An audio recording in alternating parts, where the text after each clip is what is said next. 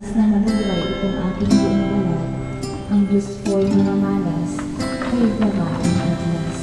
Siya'y aking mamamasdan, at mukhang makikita ang sariling mata, at di mas sinungakitan ang salita ng Diyos. Salamat sa Diyos. Salmong tugunan, ang ating pong itutugon, Panginoong aking mahal, panalangin ko'y matunay. Panginoon, aking mga panalangin ko'y pakinggan. Let us all stand.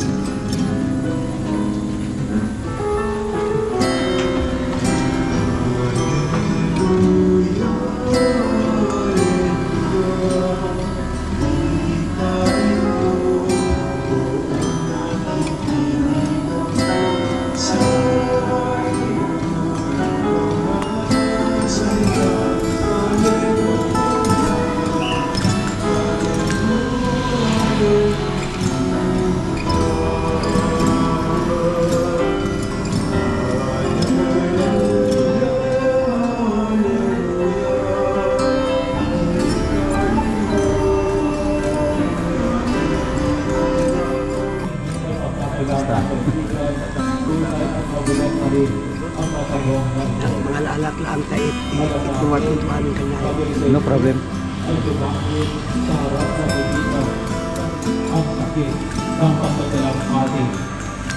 Hindi niya sinabi sa mga tao na huwag nang umiyak. Sa halip, siya ay nag-isa sa kanyang pagdurusa. Ipinapaalala nito sa atin ng ating mga luha ngayon ay isang amang nag-aruga sa kanyang mga anak, isang tagapagtaguyod ng pamilya, kasama, tagapagtanggol at kaibigan. Ang bakanting lugar sa pagkainan, ang tinig na dati nating naririnig, ngunit ngayon wala na. Ang masimpleng gawain sa tahanan na di lang kulang na ngayon. Ito po ang mas lakit na katotohanan ng pagmamahal na pansamantalang naiwalay dahil sa kamatayan. Ang naiwang asawa, mahalaga ang iyong pagmamahal at mga sakripisyo. Ang mga taong inyong pinagsamahan, ang mga pagsubok na inyong hinarap ng magkasama at oras upang magpatawad, oras upang magsabing mahal kita, oras upang umuwi, oras upang manalangin, oras upang makasama ang ating mga mahal sa buhay. Ngunit ang buhay ay isang biyayang maaaring sa mga sandaling tulad nito, tayo ay tumakapit sa isang katotohanan. Ang pag-ibig ay hindi namamatay. Para sa mga kay Kristo, ang kamatayan ay hindi katapusan ng kwento. Ito po ay daan tungo sa buhay na walang hanggan. Kaya sana, habang tayo ay oras pa, gawin natin ang naranapan, paghandaan ang kamatayan sa pamamagitan ng pagkakaroon ng buhay ayon sa kalooban ng ating poong pagmamahal. Amen.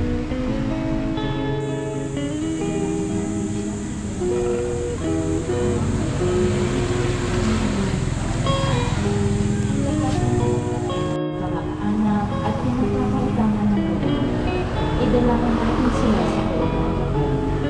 Amang makapangyarihan, kami iyong kaawaan. Ama namin mapagkalinga, ipagkaloob mo sa lahat na nakipagkaisa kay Kristo ang muling pagkabuhay sa piling mo, kasama ng anak at ng Espiritu Santo, magpasawalang hanggan. Amen. Please, lives and reigns forever and ever. Amen. The Lord be with you. And with your spirit. Lift up your hearts. I've been consoled by the promise of immortality to come. Indeed, for faithful Lord, life is changed, not ended, and with this earthly dwelling, so that may be up for us. the body and blood of our Lord Jesus Christ. At the time he was betrayed and entered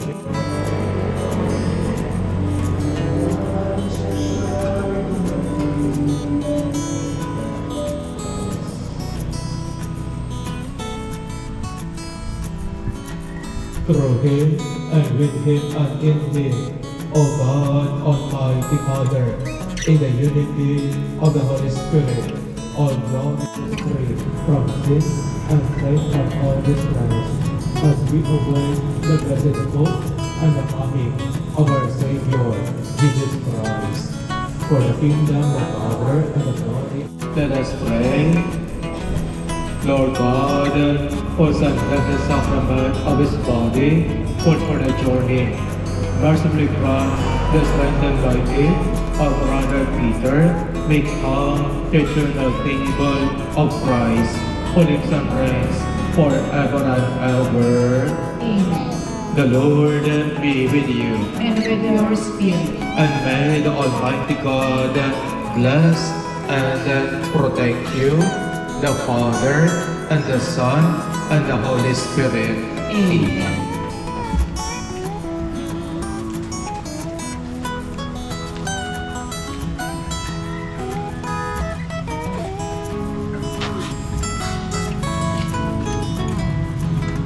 Trusting in God, we have prayed together for Peter Carlos Bonin, and now we come to the last servant. Their son is in farming, and we take comfort in the hope that one day we shall see Peter Bonin again and enjoy his friendship. All the discongregation were dispersed in sorrow. The mercy of God will gather us together again in the joy of His kingdom. Therefore, let us console one another in the faith of Jesus Christ. Saints of God, come to His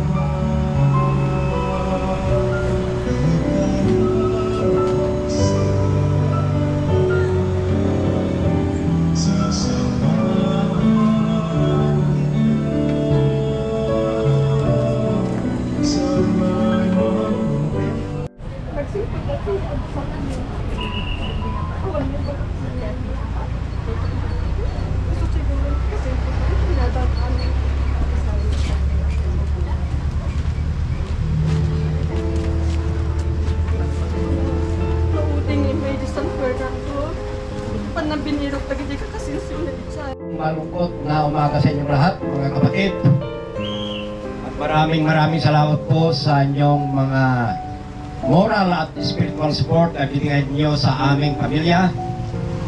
Sa aking panganay na kapatid na si Peter Coren. At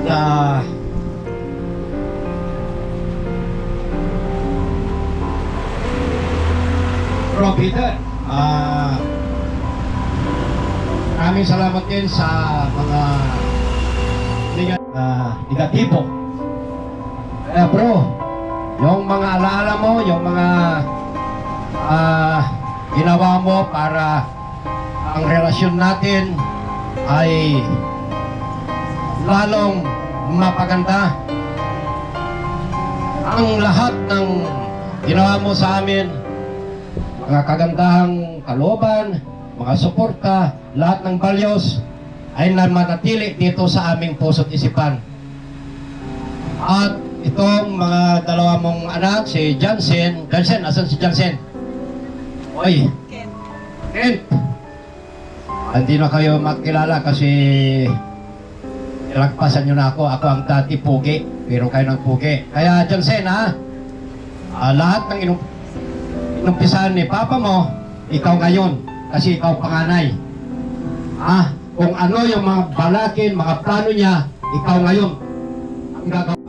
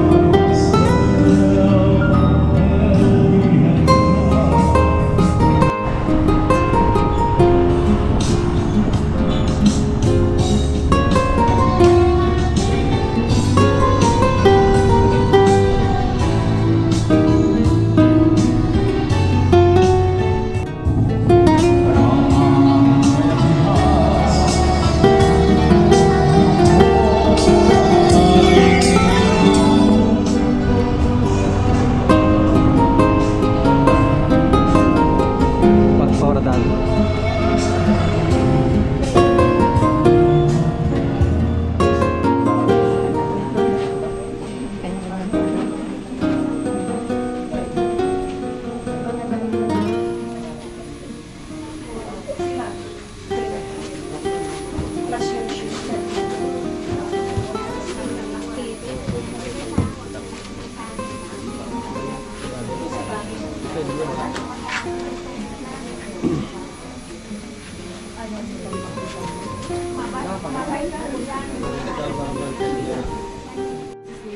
Peter, pwede na po tayo magbigay ng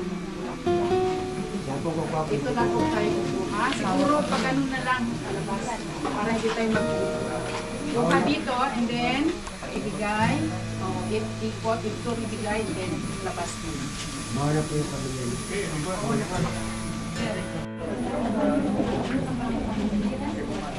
Pagkatyan na.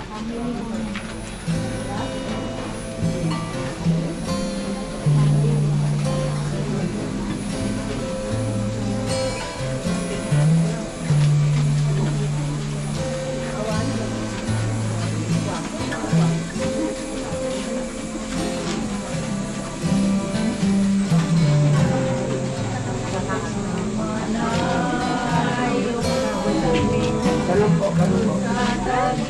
Dito, labas kami yung mga bubuhat.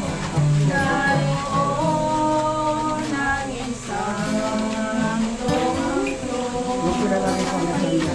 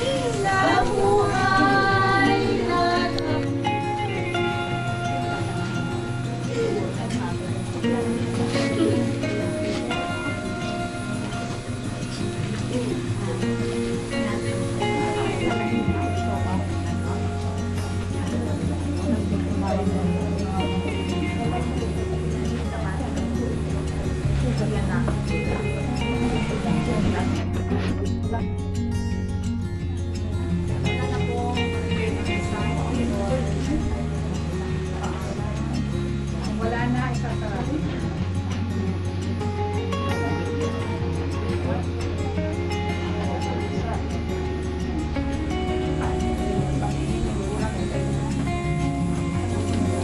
Pwede na pong isarado.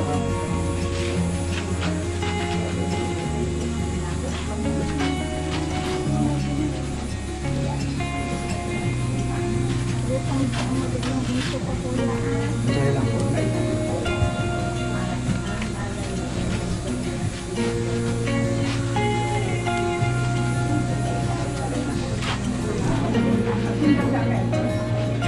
Tapos, dito dito sa loob. Dito sa dulo po.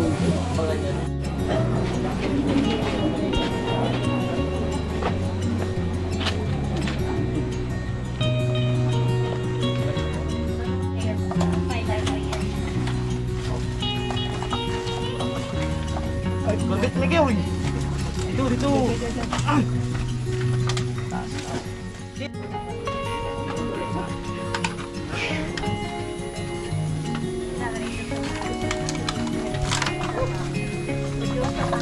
Kita po. Grab.